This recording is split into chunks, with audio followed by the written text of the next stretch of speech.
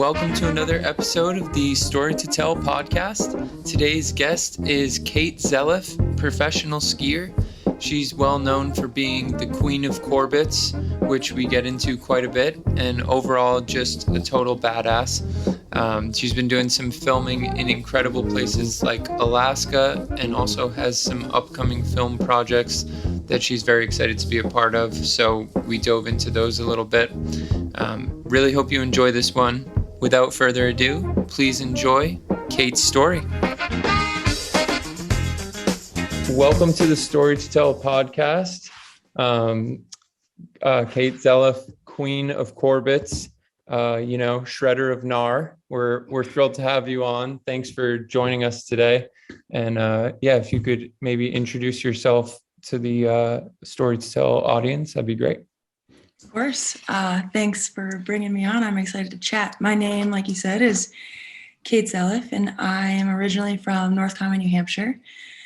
Kind of had the classic ski racing background, ski race through college, and then headed west like a lot of skiers do in search of some bigger mountains and some of that powder snow I heard so much about as a kid, and came to Jackson, Wyoming. Came out here when I was 20. Been here ever since, was chasing kind of a big mountain skiing dream. And I was lucky enough to enter into the first Corbetts comp, won that competition the first year, 2018, second year, 2019. And then from there, my ski career kind of took off. I've been lucky enough to film with Teton Gravity Research the past 2 years, filmed with Warren Miller, and Matchstick Production is who I'm working with this year. So it's kind of a little bit about me, and excited to chat a bit more. Awesome. So we're also East Coast boys, so we're familiar with North East Conway Coast Wreckers Mountain. And Paul would ski in Vermont, right, with St. Mike's. So so I went to school in Burlington, Vermont. I went to St. Mike's, so I used to ski Smugs and Stowe, and grew up skiing North Conway. We used to like Jackson a lot, Jackson, New Hampshire. Like Black Mountain was one of our favorite mountains. Super reasonable for a family of four. It was like 89 or like $90 or something like that for 2 adults and 2 kids. So a lot of fond memories of skiing in the Northeast for sure. Black Mountain's where I learned to ski, so that's the spot. I absolutely love Black Mountain. We actually had a family friend that was I'm trying to remember the name of the trail, but it was right on. So if you're looking at the mountain all the way to the left, it was like the that lefternmost trail, and it was right on the trail. The family name was the Berries. What was the bar at the bottom? Was it the Panhandle or Shovel Handle? The Shovel Handle. Thank you. Yeah. Oh my God. I had so many good memories as a kid growing up there. Amazing. Yeah. That East Coast connection's strong. I love going home and seeing what people are still happily shredding. It's good to see. It's awesome. Nice. So, how I know you just got back from a trip. Maybe you could talk a little bit about that and where you were and what you got. Were you doing some filming out there? Yeah. I recently got back from a trip up in Alaska. We were operating with a heli operation that goes by the name of Third Edge Heli. And they have a really cool program. They operate out of a lodge in Wasilla. And then they have the ability to fly 5 different mountain ranges. So we would fly the Talkeetnas and the Torridillos and the Alaska Range all the way to Seward, which is on the coast. And Seward's pretty incredible. The mountains meet right up to the ocean. So you're on top of a peak looking out onto the ocean. The boys even took the heli to go surfing one day, which was a real trip. So I was up there with Matchstick Productions. We kind of decided, with a tough snow year starting out here in the lower 48, this opportunity kind of just presented itself. And the cool thing about Alaska, especially in early season, it's like pretty dark still. Like you're operating, and kind of like we would get out around 10, come home around 5, which isn't the norm. When you're up there, normally it can be like, I don't know, a 12-hour day of flying and skiing. So it was kind of a different scene, but the colors were incredible. Just like kind of like a more of a dreamy blue. It was just like these darker, low light kind of lines that was more artistic. And when we're making these ski films, we do start to play into more of like the cinematography of the whole thing. And I think that's why I love ski movies, is because there's like the athletic component, obviously, but we're also with a creative team creating kind of really art at the end of the day. So we were messing with all types of light, and the trip itself was they're getting a lot of snow up in Alaska this year. And so with our issue down south here in like Jackson and everywhere basically in the lower 48, the lack of snow is what we were experiencing, and that high pressure that sits over the lower part of the US just kept sending these storms up to Alaska. So what we were struggling with is actually getting out in the helicopter, because it was just storm after storm after storm. And so I was up there for 14 days and we got to ski 3 of them. So a lot of our time was actually spent in the lodge and looking at weather. And those are the funny parts about the pro skiing life that people maybe don't see. They see like the highlight reel and the Instagram and the photos and what we put out. But it was a great trip. I was lucky enough to be up there with 3 pretty incredible skiers, and just that type of energy where everyone's throwing down and skiing out of their mind is pretty special to be around. So that trip was magic. And yeah, I've been back in Jackson for a couple of weeks, and all I keep thinking about is how to get back up there. So yeah, I think that's a really good point. Like, the average person, their experience with skiing is like, you buy a ski pass, you show up with a mountain. Like, if you're going skiing, you're going skiing. They don't necessarily understand, when you go up and you're skiing backcountry, you're really, you're at the whims of Mother Nature, and, it's a whole different game. So would love, and that was kind of a thread that I wanted to hit on is, I think you sort of dove into it a little bit, but when I watch ski movies, they seem like super rad, like the most fun experience ever. Like, is it really as fun as it looks? Or, talk to me a little bit more about that. Like, what's the sort of the insider scoop on making a ski movie? I would say, like anything, the group dynamic and those involved make or break the whole trip. And I was lucky enough that this trip I was just with the best people, and this lodge that we were staying in was gorgeous, and it had a sauna, and it was a really rad trip. Rad. Nice. I would say that, like, big sauna guy. Love saunas. We also were doing a bit of a project for the actual heli-op. So we got to do some things like that surfing experience, and we like flew the heli to a bar and got beers, which was crazy. And like, just those type of things that are once in a lifetime opportunities. Like, that stuff is for real. Like, it's incredible. I oftentimes do kind of like have these moments that are like the pinch me classic moments, because I just flew a heli to a surf check to a surf zone, and I'm not a surfer. And so you do these things and it's mind blowing and it's crazy. But to your point, there's also like so much work and stress and time and energy and all those things that go into it. And so it is rad and it is so cool. But I would say, like, sometimes it takes me getting on the other side of a trip to look back at it and be like, wow, that was so amazing. Because in it, you're like, like you put so much of your travel budget as an athlete to go up there and to have a helicopter reserved, and you're just preying on this weather window. And so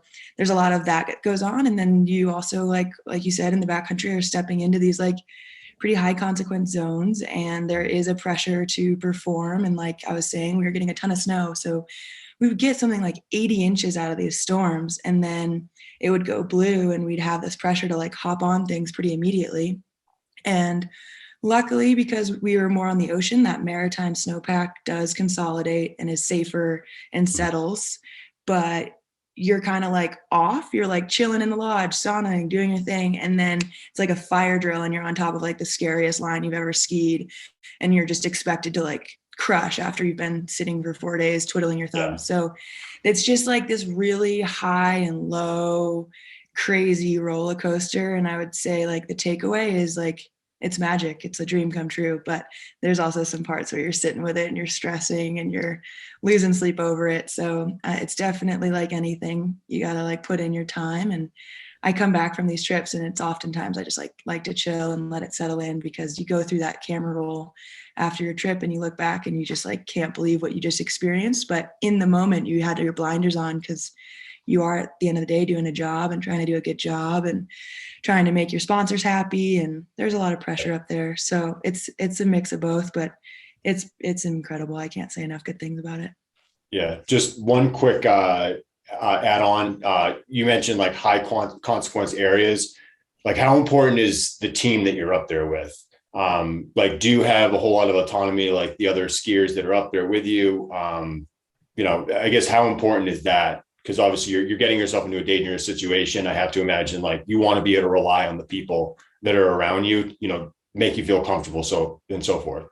Yeah, it's huge. Like it's a little tricky because oftentimes with film crews or whatever, you might not have worked with them in the past. So this that's trip what I was getting. I assume that was the case, right? Yeah. Can be so a little stressful, I assume. Definitely. And when I'm here in Jackson and like everything's different, right? So when we're in Alaska, we are operating with 2 guides on call to help make one terrain choice evaluation. Mm-hmm. So they're digging around the snow, they're paying attention to weather and wind and warming, because ultimately, like as much as I want to tell you that I can do it all, I am very much focused on the skiing side of things. Like I'm listening to my gut and I'm playing around in the snow as well, but I'm very much kind of relying on those guides incredibly heavily. And when I'm here in Jackson, I'm making more decisions for myself. So I would say to that point, if I've got a guide on a trip, I'm less concerned about the athletes and the film crew. But if there isn't a guide on a trip, it's definitely in the back of my head, like,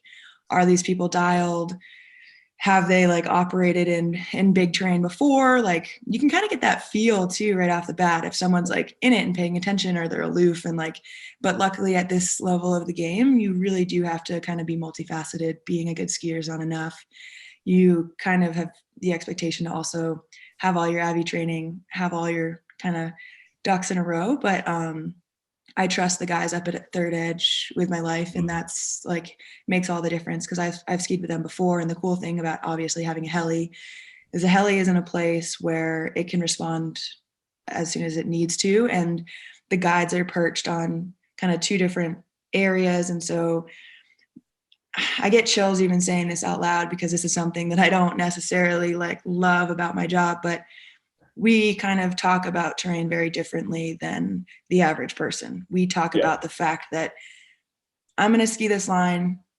I'm a little bit nervous that on my right footer, and I pointed out like whatever, 750 feet down, that's a loaded pocket. It could rip. So we're having the conversation like, we're going to ski this. There's potential that it's going to rip. And that's just like kind of, when I say rip, I mean avalanche. And that's something that you try to mitigate, but it's also like when you're operating in this world, you kind of like have a way bigger risk tolerance. And I would only ever make that decision if I was confident in my guides, their location, the heli, like all those things. And so like 100%, like that is one of the most important things before I go out in the backcountry. And it's something I'm constantly working on, like I spent a majority of my younger years figuring out the ski thing.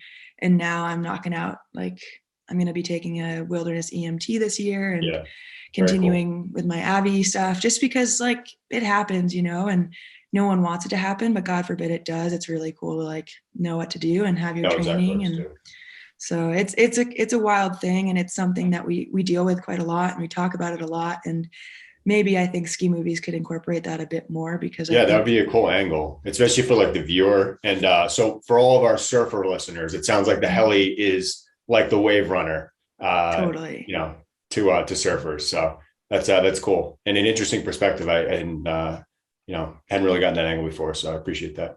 Of course. Yeah. Speaking of surf, when you were mentioning surf, I was thinking of, it's similar in the timing where some of these big wave surfers, like I know Laird Hamilton talks about this, where he could be training for months and months and still be waiting for that perfect wave at that certain break or whatever the case might be, but always being on high alert, like being ready to rock at the drop of a hat. So I know you mentioned a little bit about that. Is there maybe something that helps you get into that state of like always being ready, or something that like keeps you loose before you go rip it up? Yeah, it's funny. I think big wave surfers in my mind are kind of like the pinnacle of athletes that are able, like that's a moving avalanche in my mind. Yeah. A big wave is like what we try to avoid all the time in the mountains to a certain degree, like what those guys step on, what those guys and girls step on. It's so rad to see the female evolution too, because those babes are getting on some big waves. But I think like I've always admired and listened to a lot of podcasts on the mindset of these big wave surfers, because like you said, it's like all of a sudden you're getting towed into the biggest wave you've ever, like it just happens, you know, and you are in that moment and you have to fully focus. And so to answer your question, I would say I try to keep myself pretty regulated. I've never actually really been like a huge like pump up person. So as we're waiting, as say like we wake up and it's potential for clearing and we're kind of like 50-50 we're going out, I just try to like continue to go through my morning as if we're going out. And that's usually doing something along the lines of like getting my body moving and like getting just like kind of into my body, because like it is such an athletic endeavor. But we're hopping out of a heli. Like normally I would be touring up and you'd be seeing the snow and you'd be like getting in the mode, but there's something that's like totally a mind game about just being placed on top of something, and somewhat similar to being towed in. And so what I try to do is just keep myself pretty level-headed in the morning and not get too hyped, not get too nervous, because it's crazy what that energy, like emotions can just drain you. And so trying not to get too in my head until I get the green light and we're like hopping in the heli. I definitely have been working towards, I'm not fully in a practice, but I use some mindfulness and some meditation to just like keep me kind of chilling and focused, and lots of breath work when I'm on top of lines. But I've noticed to never check in and to never check out, really. You're kind of just like, because the second that you put it in your head, you're not going out into the mountains that day, it's going to go green and you're going into the mountains, and then you've kind of screwed yourself. So lots of mindfulness, lots of breathing, especially up when I'm right on top of a line. Because the crazy thing too, which some people might not realize, is it's not necessarily your decision as a skier when you drop in. It's when the drone's ready, it's when the camera's ready, it's when the heli's ready. So you kind of just have to be like ready at all times. And so, just kind of classic things to keep myself not stressed out, moving the body, stretching out, talking with homies, like just trying to keep it as normal as possible, because ultimately like you're going to be there on top of that line regardless. And you just kind of got to be ready when the time hits. And I think keeping yourself checked in, but not stressed out is the magic potion for me. Nice. Very cool. When you mentioned emotions, right before you hopped on, we were talking about your Corbett's stuff, the back-to-back wins. I'm interested, obviously the emotions must have been pretty high that day. I read that you hadn't done that prior to that day. You hadn't skied that area prior to that day. So maybe could you walk us through that first initial Corbett's day? Yeah, that competition definitely like taught me so much about trying to calm the nerves, because that was such a wild experience. And I think the first year was actually a dream. It was easy because I had no expectation. Like I was a nobody. I barely got let into the comp. Like I said, like you said, I've never skied it before, so I didn't have any expectation. And then, I got up there and we had scoped it the day before. And if people don't know, Corbett's is kind of this pretty famous couloir that has this entrance that's a flat takeoff into, it just like drops, the floor just drops out. And it's probably like, if you're taking it with speed, 30 to 60 feet, depending on what you do. And you get far away from the lip, so it's just blind. And then you have to pick something on the horizon to keep your direction set as you head into the couloir. And then there's these huge rock walls on either side. So there's a bunch going on there. You can't see the takeoff or the landing. It's blind, so that's nerve-wracking. You don't know what speed you really need, so you're just guessing, and you're just heading towards this thing that you know is about to just drop out. And then you also have the danger of landing and having rocks and all these things. So I got up there, and it's funny because I don't know how you guys feel about this stuff, but anytime I've been to a competition, especially one that I'm involved in, you can just like feel the energy. You can feel everyone's nerves. Like everyone's freaking out, whether they're saying they are or not. And so all the athletes are up there just like looking at things. And again, you try to like talk to people, but not too much, like get the insight, but not get freaked out. And the best part about being a Jackson local is that I was just like a ski bum at the time, and I was just having fun. And I first run, I like didn't know what I was doing, and I went for it and I aired it and I landed, and it was sweet, but I wasn't that composed in the air at all because I was scared and it was crazy and I'd never hit anything like that before. And you get 2 runs. So I skied down from that run and got to the Gandhi, and they were live streaming it that first year. And my buddy who was working at the Gandhi was like, he's still like one of my best friends to this day, Keegan Rice. He's a photographer here in Jackson, and now we get to work together professionally. But at that time we were just like bums. He was like, dude, like I saw your run, it was sick, but like you gotta like throw a shifty in there, you know, like control yourself in the air. And I was like, okay, like yeah.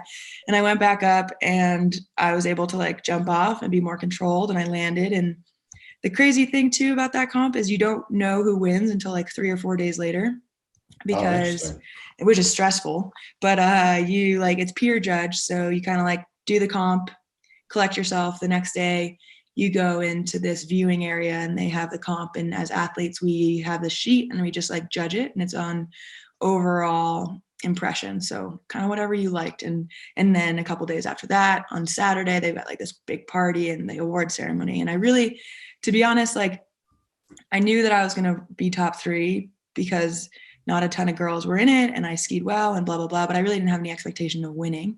And so when I won, that was super exciting. And again, no expectation, but on the emotional side or like the nerve side, that second year, I had a title that I wanted to keep. And so I found the second year was far more stressful for me. There was pressure involved, like local kid, everyone's like, you're going to be the queen again. You know, they started that in like December and the comp's on until February. So I got to listen to that for months. And yeah, like, I mean, the whole goal too, being, especially I feel like as a female athlete, like the more women that are crushing, it's like better for everyone. So, but there was some girls in there that I was like, ooh, like they're competitors, you know? So you're going in and you're trying to like do your thing. And a lot of the parts of this world too, is there's a camera on you at all times. You don't even have the time or the space to like deal with it. You're up there and you're looking at it and you're trying to like be cool because there's a camera in your face, but you're also like stressing. And so that comp was like far more draining, and I really wanted to win that one bad. And so I would say that I learned a lot about just kind of finding ways to calm myself in the start gate, finding ways to like not have, I get these crazy stress dreams, even like ski racing still, where like I'll be at the top of a course and like I won't have my skis, or I started having these crazy dreams with Corbett's where I'd be on top of the lip and I wouldn't have my ski boots on, and I would like they would be all the time. And so I started like having to like learn about managing stress because it was starting to like interrupt my sleep cycles in my normal life. And so the third year I think was like even crazier because I'm like, I'm going to 3-peat this thing and it's going to be sick. So I was definitely at that point, I had other things going too. And even the second year, like I was skiing with Teton Gravity Research and I was filming the day before Corbett's, and I ended up slamming and breaking my nose. And so like, I also kind of had to like go into the comp knowing I didn't want to hit my face and I wasn't feeling 100%. And you have to just manage all those things. And I think I've learned so much about myself and about managing stress and anxiety and all those things just through competition and skiing. And the third year was rad because I had watched Veronica Paulson attempt to backflip into that thing year after year and just slam and come back and practice. And so her winning and doing that backflip was just as good as the 3-peat. And then I like bounced. I was like, okay, third place, cool. I did it for 3 years, never doing that again. And I thought about it for sure, but just like we talked about, one, the stress dreams and the nerves. And then also I think you get a little bit older and you get excited about other things. And I love that comp. I think it's rad, but I'm trying to like push my skiing in other directions. And so learned a ton from it. And it's something that I look back on fondly, but I also learned from that I like to make art. I'm not the comp skiing it served its purpose and it got me to a place where I'm at, but I just don't like being nervous. I like just hanging out and skiing big lines and skiing for the soul more so than that end result. Yeah. I know that's consistent with surfing, right? You have like the Kelly Slater versus like the Andy Irons, right? The artist versus the engineer is like the way, I guess what they describe it in golf. But I wanted to swing back on, so I think this, correct me if I'm wrong, but this competition was ultimately like your breakthrough moment. But I wanted to just kind of, I guess, hit the rewind button. So my understanding was, you called yourself a bum, but you were working as like a server. I bartended on the Vineyard and had a bunch of friends that, they'd spend their winters in Vail and then they moved to the Vineyard for the summer, and they kind of do the back and forth thing. Obviously their goals were just, to have fun after college for 4 or 5 years, which is, I think, a completely different dynamic compared to someone like you, right? That went into this with a goal, right? Like, I want to be a professional skier. I'm doing stuff on the side, much like an actor, I guess. What is there trying to come up? Like, did you go into this with a plan? I'm going to do this for 5 years, see if it works out, and then I'm going to move on. Or was this like your sole focus? Like, I'm going to do this. I definitely had always wanted to be in a ski movie. There was like no doubt about that. And my original goal was to be on the US ski team. Okay. And Gotcha. so I was like gunning for that big time. Had the opportunity to try out for the US ski team and ski with them in high school. Kind of was starting to burn out though, right when I was starting to get there. And then I kind of saw some truths, and like, as everything, it's like you see behind the veil and you're like, maybe that's not what I want. And so I decided to go to university in New Hampshire and try to do the right thing Wildcats. and go Wildcats. Tried to do the right thing and use my powers for good and get an education through my ski racing, and just ended up blowing my knee out in January. And so that kind of allowed me to take a step back and realize that maybe ski racing, I was kind of over it and I just needed a kind of way to get out, and blowing my knee was the way. And college wasn't really doing it for me. I was studying business and I wasn't that fascinated by it. I was just trying to do the right thing at that point. And luckily I've got really supportive parents, and my mom is such a rock star. And I kind of expressed to her that like, this wasn't working. I still wanted to ski, and I just was trying to figure it out. And so I moved out to Jackson. And to answer your question, there was this thing in the back of my mind, like, I want to be a pro skier, but I had no idea what that meant or what that took. And coming from ski racing, it's so cut and dry. If you're the fastest, you win. And that's not how Big Mountain is at all. And so I kind of moved out to Jackson on a whim, knew some people, it wasn't a plan. It wasn't like a 5-year plan. It was just like this desire in the back of my head, and I still had to rehab. So the first year out here was pretty mellow, and I'd never really skied powder. Figuring out that, had to understand what a beacon was and what avalanches were, and kind of just getting my foot in the door. And what the turning point was is a buddy from ski racing reached out, and they used to do this crazy like competition called the Darren Rolfs Bonsai Tour. And it was pretty much the sickest event in my mind as far as being an ex-ski racer. So the premise is that it's a 4-person start, like skier cross. So you got 4 people at a starting gate. Each one has their own separate gate, and it drops similar like motocross. Yeah. And it drops, and then you guys it was all a women's heat, but we would go around gates, all 4 of us. So there's gates as well as natural features you had to jump off of, and moguls. And it was it wasn't full contact, but you could bump. Oh, wow. So it like brought together ski racing, big mountain skiing sort of, and skier cross. And it was just the most scared I've ever been, because you're on a pair of GS skis just like mocking with people that are out of control all around you. And it's just like heat after heat after heat. And that was my first like introduction back into competition. And I've been really lucky. I think I oftentimes like find myself on the podium, which helps the whole like excitement factor. But yeah, I won second place at that comp, and I won some money, and it was in the springtime, and I wasn't done skiing yet. And so I bought a ticket to New Zealand. And so this ball just started rolling for me. And so I kind of like got back into competitive skiing, realized I like am good at it, and then wanted to continue doing it. And so I went to the South Island of New Zealand and was living in this cute little town called Wanaka, just south of Queenstown. And there was a ski area there, and I got a job just coaching ski racing, because that's what I knew. And then at the end of the summer, there was a big mountain comp that just happened to overlap with my time there. And I entered it and I won. And then it like gave me this opportunity to enter like a bigger comp. And I ended up getting second place in between 2 girls that were on the Freeride World Tour, which is similar to like the World Surf League or the major leagues or whatever it is. So I kind of had this like insight that I could compete with the big dogs. And so from that point on, that's when I started to be like, okay, how am I going to do this?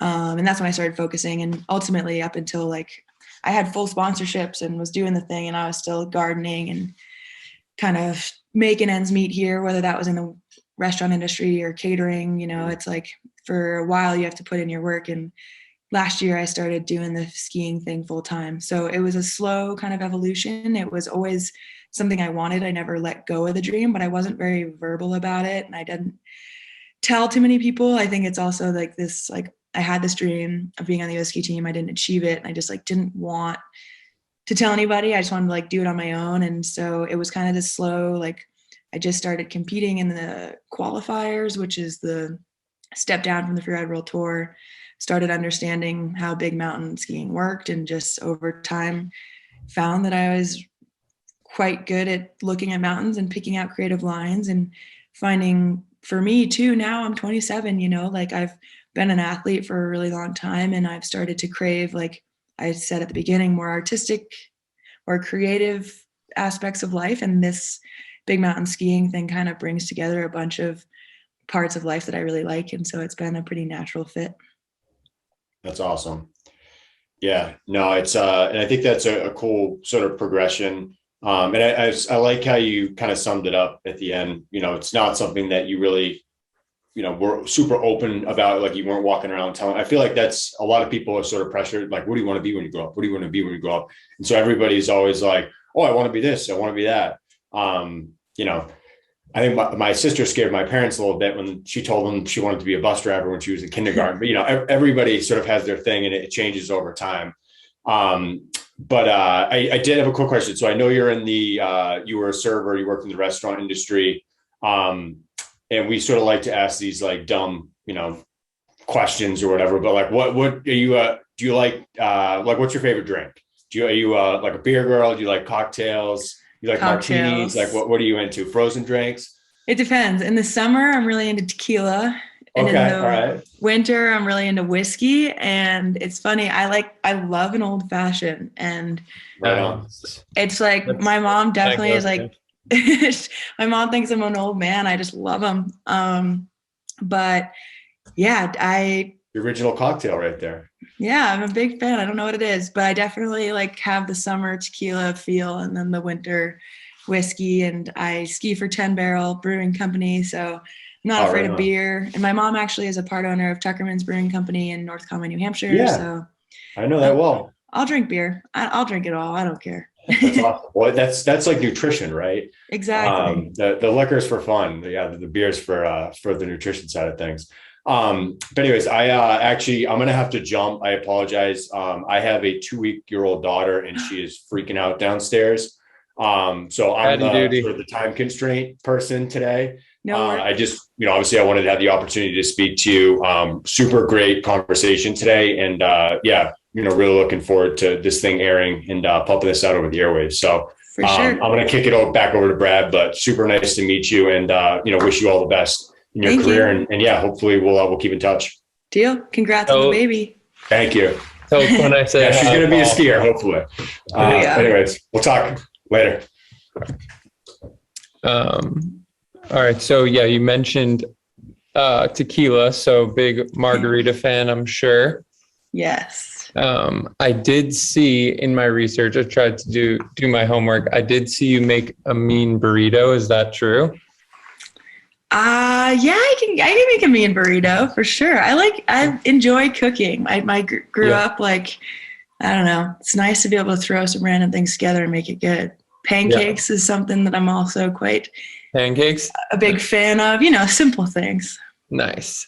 Yeah. I'm interested to hear more when you were talking about, you used the word like art a couple of times when you're talking about skiing. And I think that's super interesting because, Hadley Hammer, shout out to her for connecting us. When I spoke with her, she also talked similarly about it, right? Like making her mark on the mountain and kind of getting into that like flow state creatively. Like I know she's a writer as well. So I'm just interested to hear more about like your artistic expression and how that's evolved. Sounds like maybe it shifted from when you were racing when you were younger to now like having more of the free form style, but I'm interested to hear it from you. Yeah, I think because I was always such a like drawn to athletics as a kid. I never really nurtured any of the creative parts of me, and not out of like any reason. I just was so obsessed with soccer and skiing, and that's how I feel like I was able to kind of express myself. And I just loved it so much. And even to this day, like, I'm a better version of myself after I go for a run or a day out in the mountains. It rejuvenates me. It allows my brain to work it just like allows things to click. And so I think because I never had much time, maybe like drawing or painting, I don't have any of those kind of classic creative outlets. And I do like to write as well. I kind of feel like I could enjoy giving that more attention. But I think the reason that I speak about my skiing with such maybe like creative tones is because that I've learned is like how I express myself.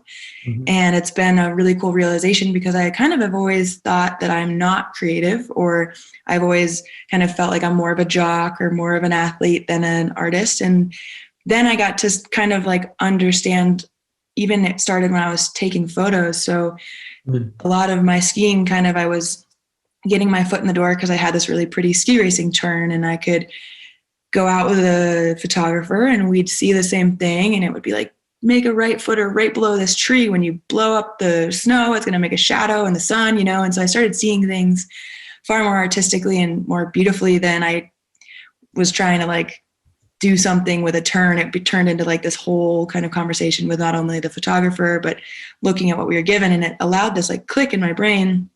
And then starting to make ski movies and seeing that you can ski anything, but the way you ski it is what ultimately resonates with the audience. And I really love skiing with snowboarders. And I think I've allowed some of their influence over the years to kind of like come into my skiing. And what I mean by that is like those beautiful long sweeping turns. And like sometimes I even drag a hand, and like I'm sure it makes my ex-ski race coaches just like quiver, because you never drop your hand in ski racing. But just being more playful and like seeing a face and being like, oh, like a really long left footer would look beautiful there, and bring you into this cliff, and kind of piecing together this line and looking at it from more of an artistic standpoint allowed me to feel less stressed about it, because like I feel like people don't judge art as much as they judge someone skiing. And for me, I started, especially with the Corbett's comp, you get a lot of feedback on Instagram or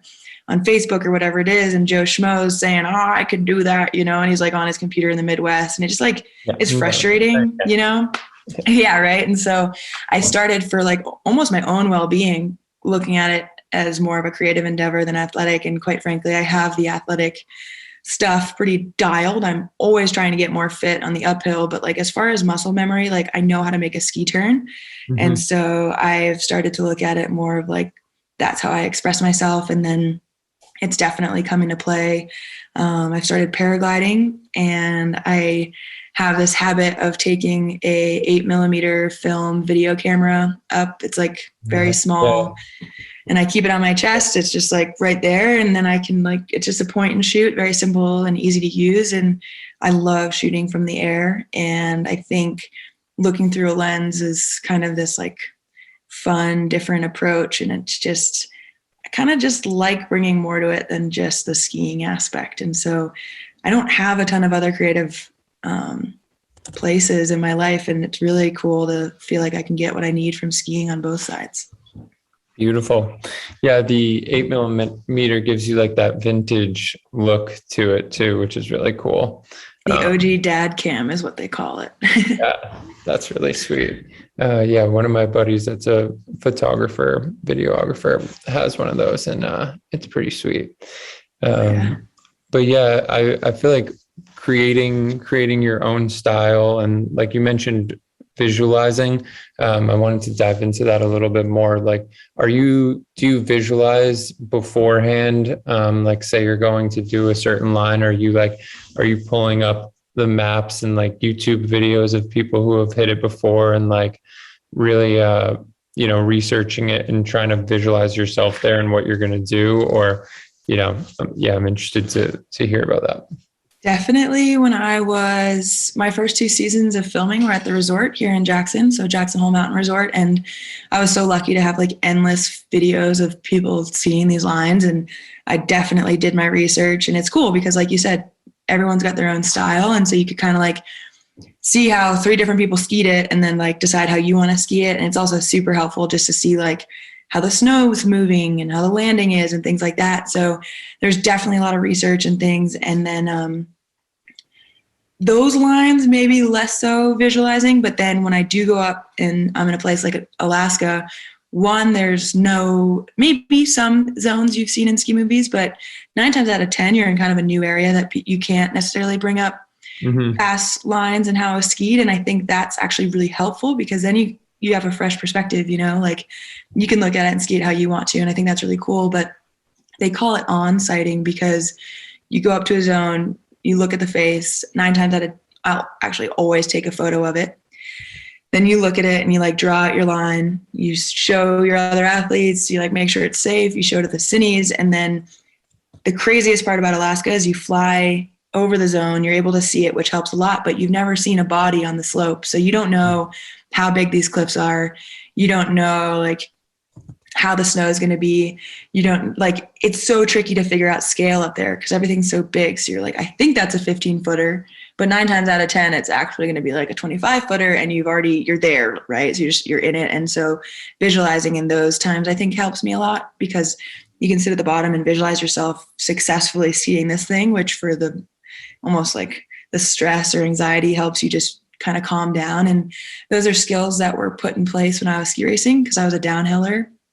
And as you see in the Olympics, they're like up visualizing at the start gate. And that was something that I never got good at then, but I've found has really helped my big mountain skiing is just having those background kind of understandings. And something that I've been working on this year is being better at visualizing, even if it's at home on the couch, like trying to picture myself hitting a big cliff and what my body's going to be like in the air. Or I come from that ski racing background. So air awareness and tricks are definitely something I'm always working on. So just picturing myself doing a 360 or a backflip or these things that are foreign to me, it's amazing. The more times that you see that in your head, the more it brings it to your skiing. And so I would say research is super important. And if you're lucky enough to have a photo of the zone you're going to, I could stare at that for hours and just trying to like figure out new things. And you're always just trying to ski something and flash it, right? Make it fast and fluid. And so visualization helps a lot because 9 times out of 10, you've never skied this thing before and you only have one time to do it. And so the more you get to see it, just helps you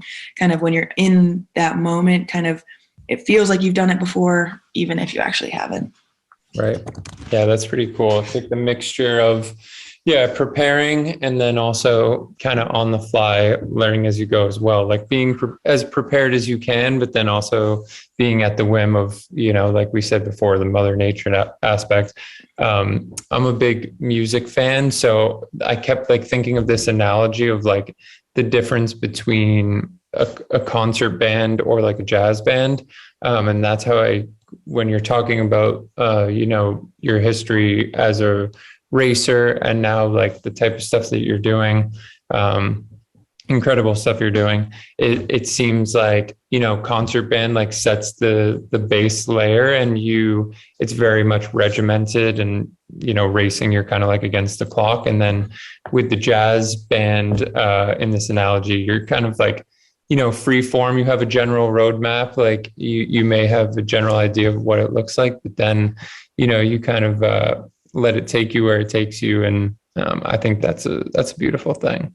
For sure. And it's hard to come from such a regimented, this is how it goes to big mountain skiing. And I see a lot of people that leave the ski racing background or the mogul background or whatever it is to come into ski racing. And 9 times out of 10, the best ski racers and mogul skiers that doesn't always translate because you have to be open to interpretation. And it's something that I'm getting better at because I'm super laid back and I'm like definitely not type A, but I like to know what's coming my way.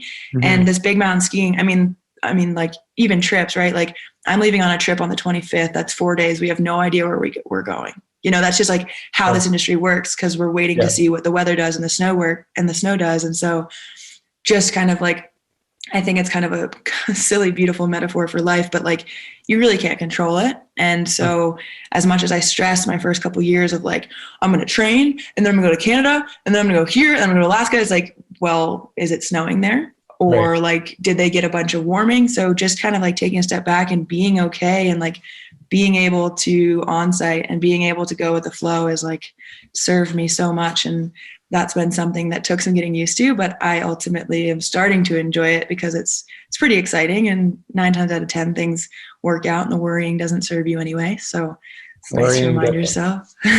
Yep. Worrying definitely doesn't serve you. I would agree with that.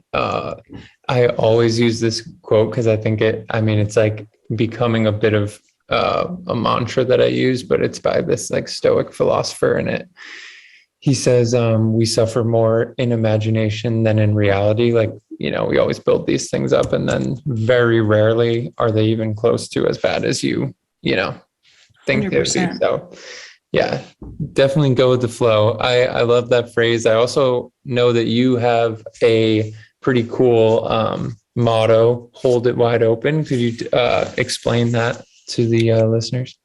Definitely. Like I said a million times, grew up ski racing, and in that sport, you have to just like go for it. And growing up, my mom had a family friend who had a son who was my age, and he was really big into dirt bike racing and motorcycle racing. And I always knew about Connor, like we had never met, but it was kind of like I was getting after ski racing and he was getting after motorcycles. And our parents always talked about how we should meet and how like it's so cool to see like our different trajectories and how we're both like his motto was hold it wide open in the motorcycle throttle sense. Nice. So that was his thing, let it rip.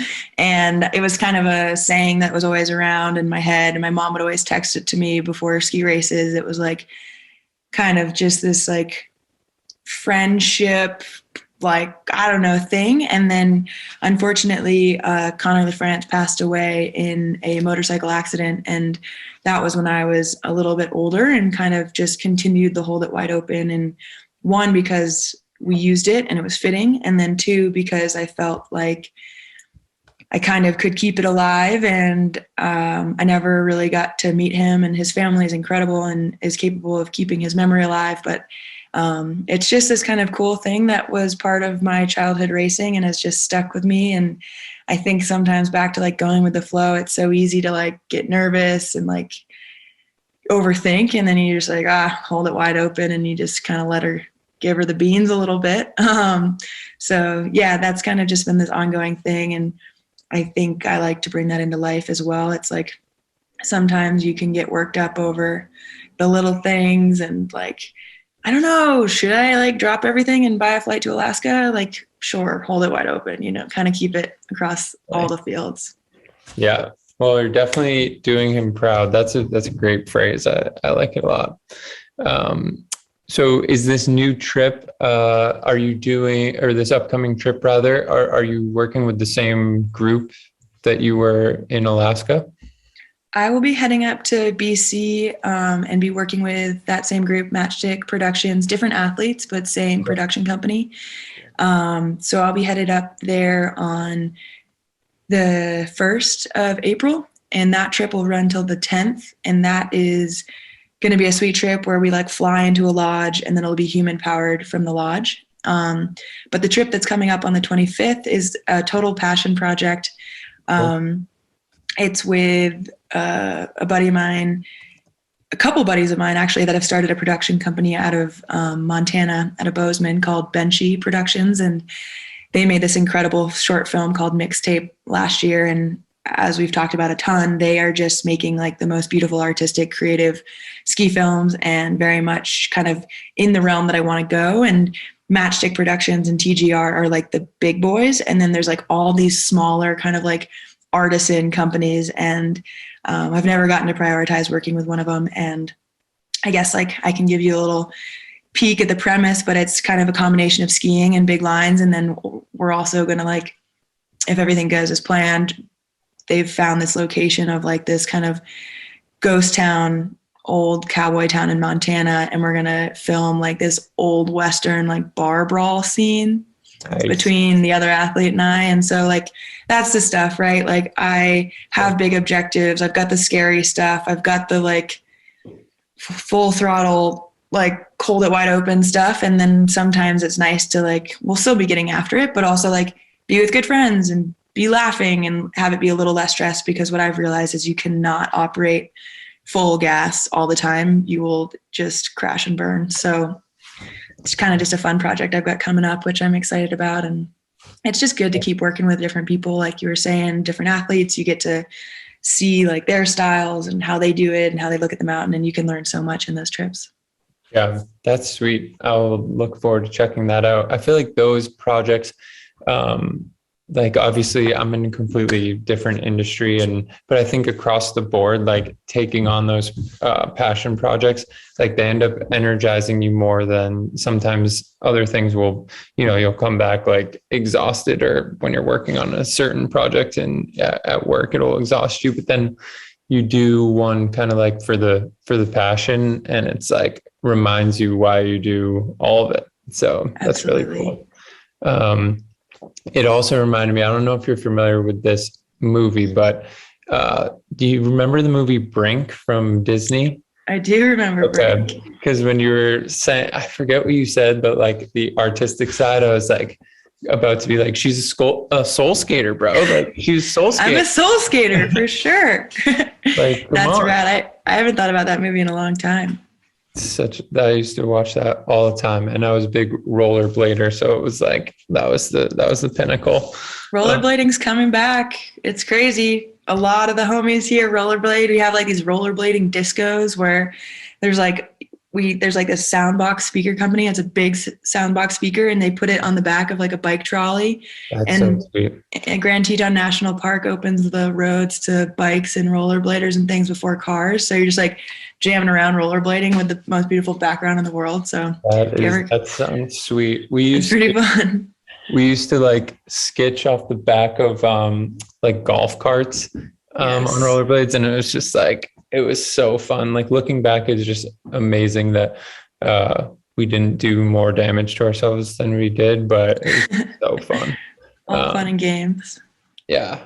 But yeah, this surf, skate and ski films have always like been, growing up, like we would watch those. And one of the things I always liked about it, in addition to obviously seeing people just like rip it up, was I felt like the soundtracks were always really cool. I'm interested to hear like what you like to listen to music wise, and what your taste is in music. For sure. That's also like one of the exciting parts, is you get to like put your skiing to music, and that's a dream for anybody. When I did also like just on the music side, that's one thing, but also so to license this music is really expensive. So it's not like you can be like, I want to ski to Beyonce. You kind of like, you get to like use the B tier sort of. And I really I'm all over the place, to be honest. I could go from like Van Morrison to female punk to like, I don't know, anything. But what I like to ski to mostly is female rap. I just like enjoy that kind of like bossy female energy when I'm in a place where I'm scared and you're listening to a woman that's like doing something that a woman maybe doesn't do with swagger and style. You're like, it gives you this power. So Sampa the Great, and nice. There's a bunch of female artists that I really dig and kind of find myself listening to that in the winter time. It definitely is like, I wouldn't want to be in the car with someone for the first time and have my ski playlist on, because it's like anything from like you like top 20 hits to like screamo to, like it's funny what you listen to when you're trying to get yourself in certain mindsets. And I've always really enjoyed funk and bluegrass, so I'm all over the place. But when I'm skiing, it's definitely like female rap or female punk usually. Yeah, that's awesome. I'm going to have to send you. Have you ever heard of this girl, Dunia? It's Dounia. No. He's got some cool stuff. Or Dej Loaf. Do you know who that is? Send it my way. I'm all about it. Yeah, because they both have some good stuff. But that's cool. I also love me some Van Morrison, Bob Dylan, that type of Jackson Brown. Those vibes are always good too. So slow it down sometimes. Yeah, it's my playlists are very wide ranging as well. So I feel you on that. It kind of jumps around, but you need the variety.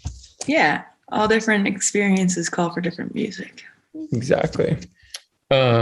So let me just pull this up. So I know we talked a little bit about like, you know, in the past, like training. You mentioned that like sometimes you'll go for runs. How big of a component is that in what you're doing? Like, are you doing like strength training and stuff, or are you obviously you're getting amazing workouts from just going and actually skiing and hiking and doing all this, but do you like spend time in the weight room, or do you have like a cross training schedule type of deal? I do. Yeah. I think that also stems kind of from my pretty traditional ski racing background. Yep.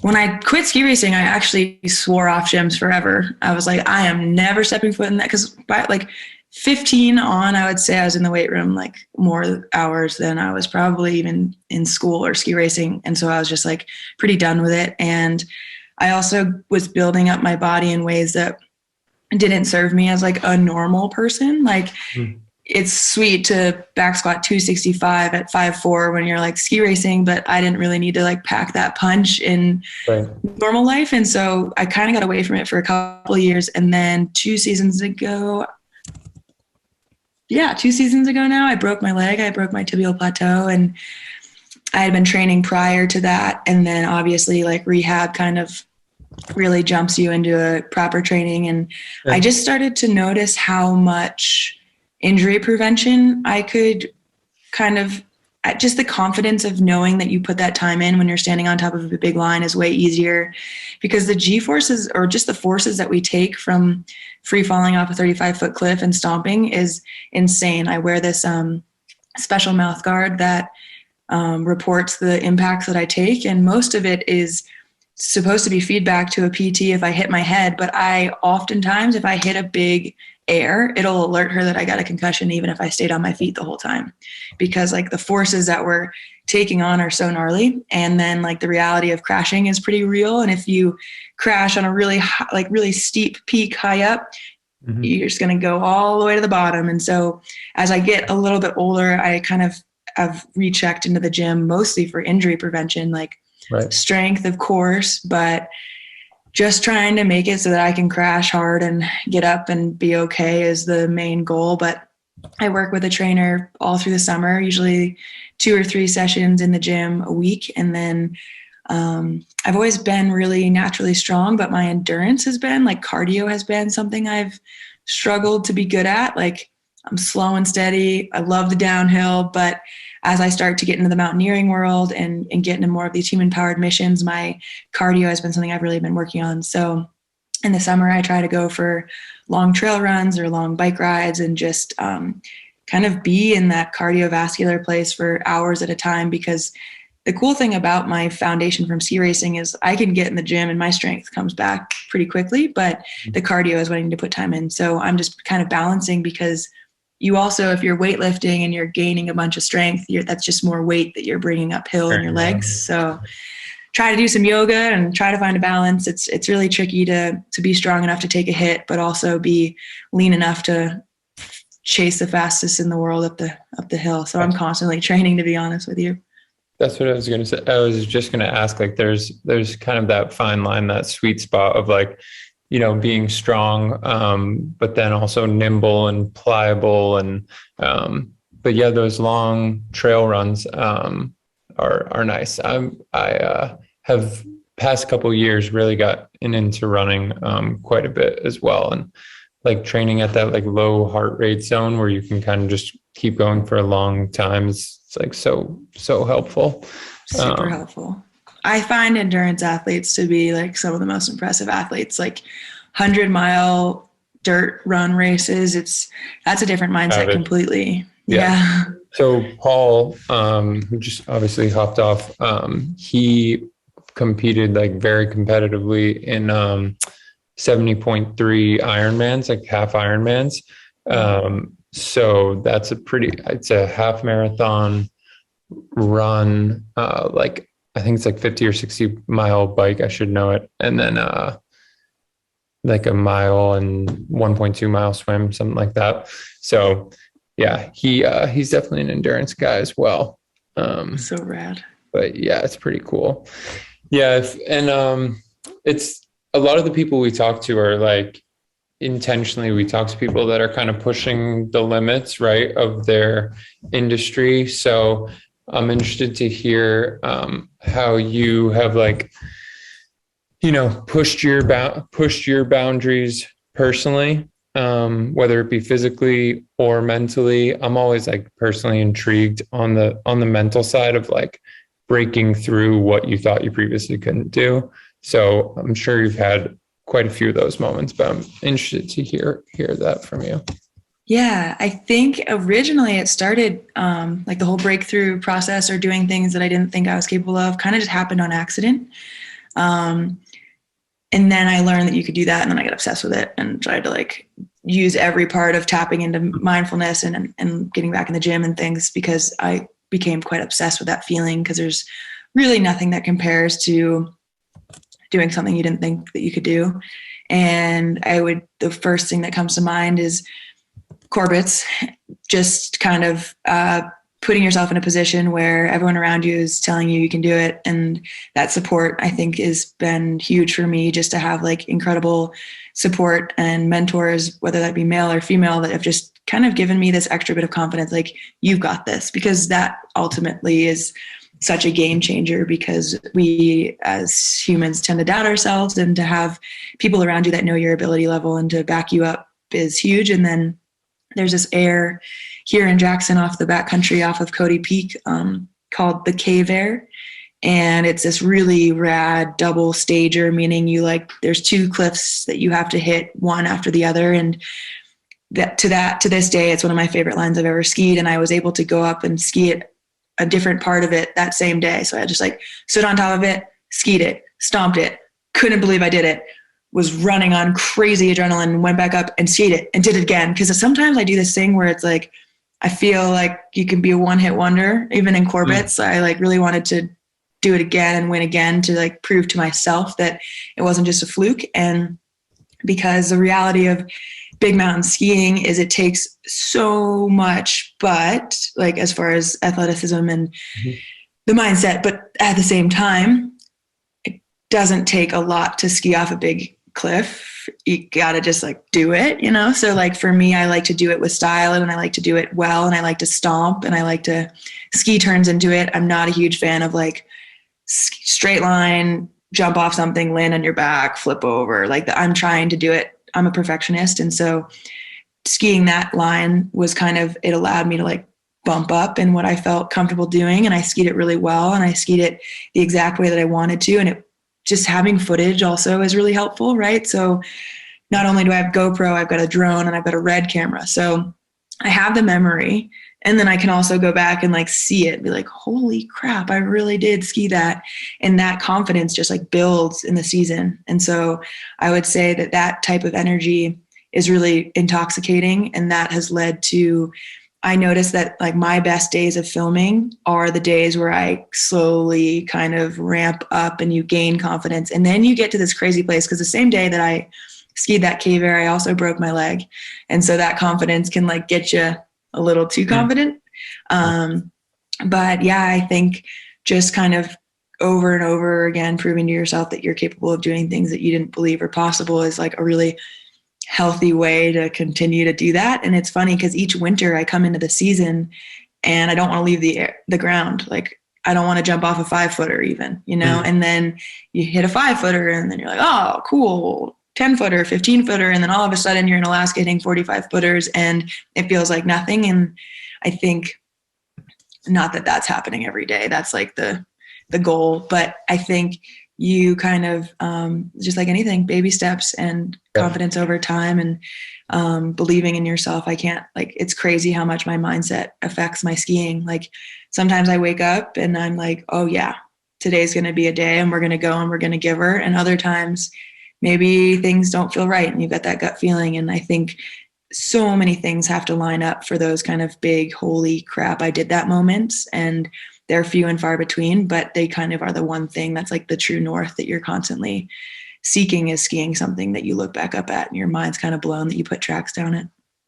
Definitely. Yeah. The red camera, that's pretty serious rig. That's pretty nice to have. It's crazy. They're everywhere out here. It's like, it's funny. No one shoots on anything else really. That's awesome. Yeah. You started to talk a little bit before about how, there's a lot of different, there's obviously the big guys as far as films are concerned, but then because the barrier to entry is so low right now, there's a lot of people that are hopping in and doing like their own, what I guess you call it like indie projects or whatever. So that's kind of a cool dynamic. But you mentioned like the one hit wonder thing. That's also something that with almost anybody that we talk to that has like accomplished anything significant, or just people like in all their respective fields, it seems like a general theme that almost everybody has like this little imposter syndrome. Like no matter how hard or like how big they're going or how many things they crush, it's still like, yeah, but what's next? Because you don't want to like rest on your laurels to an extent. For sure. So yeah, I thought that was interesting that you mentioned that, the perfectionist thing too. It's so crazy because I feel the imposter syndrome, like I'm just waiting for it to go away, and it's not. And I think that's like a like kind of a cool driver to a certain degree, but I'm also trying to get better at like stopping and appreciating and celebrating, because I don't think it's the healthiest to like go and like ski off the Grand Teton and then immediately move on to the next objective, because you got to like appreciate it. We're so lucky to do the things we do. And I do think gratitude helps like the whole thing work. And that took a little bit of time for me to learn, because it was always like, what's next? How can I like be better? And that's like an ego thing too. And I think in the industry, we're all trying to stay relevant and trying to stay, on top. And that's like a pretty exhausting thing. And everyone's doing such gnarly things now that it also is just like a pretty wild, like the things that I think of, especially with paragliding in my head now, like, and being surrounded by the people that I'm surrounded by, like even the bartenders here are getting after it. And so it's like, you're just in this like weird echo chamber of NAR.